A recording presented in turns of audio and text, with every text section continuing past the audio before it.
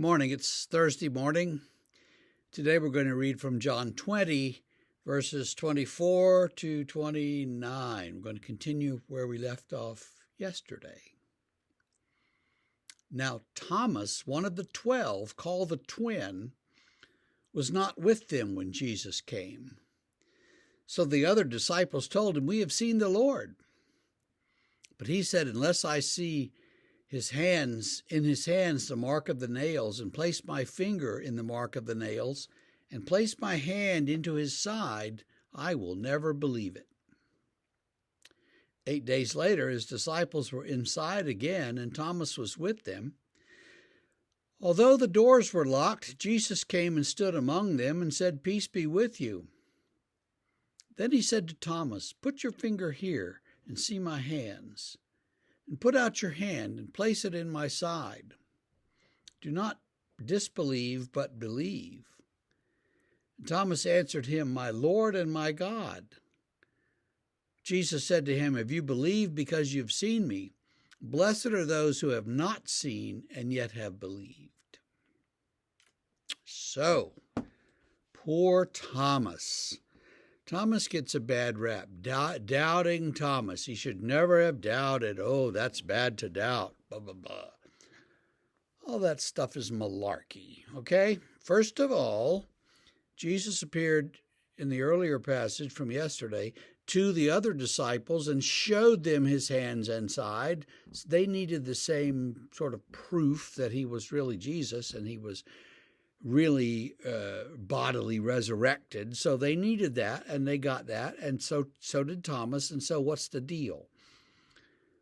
Well, the deal is, in our time, there were these people in England and in America, English-speaking world, called the logical positivists.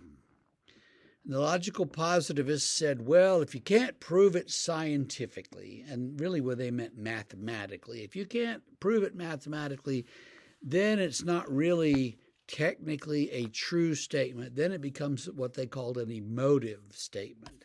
So when you say something like, Jesus is Lord, or he's risen, you're just sort of reflecting on the stuff that you believe that's coming out of your emotions, not really out of fact.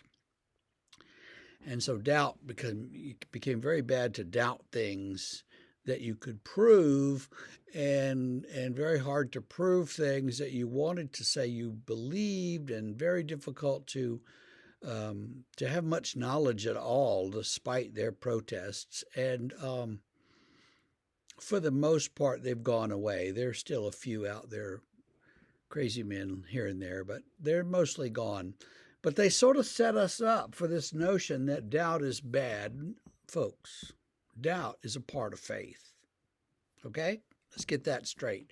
If you don't have doubts, then you're not thinking about your faith, I believe. And doubts will lead you into better, deeper kind of faith. So doubts are good. There, I said it.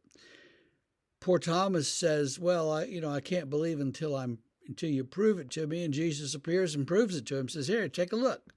You want to see my wounds? Have a look. And then there's that little stinger on the end. Well, blessed are those who have not seen and yet believe. And that's sort of John putting that in there to say, well, not everybody has had the chance that Thomas had and that I had. But, those of you who haven't had that chance, Jesus still loves you too. And that includes all of us, because we haven't seen the risen Lord with his wounds either. And if we did see him, we'd be skeptical. So let's not be too condemning of Thomas. Thomas believes and gets his faith confirmed by Jesus, who keeps appearing like this, just sort of walking into locked rooms out of nowhere, and knows what they talked about 8 days before. So he's, it's a different sort of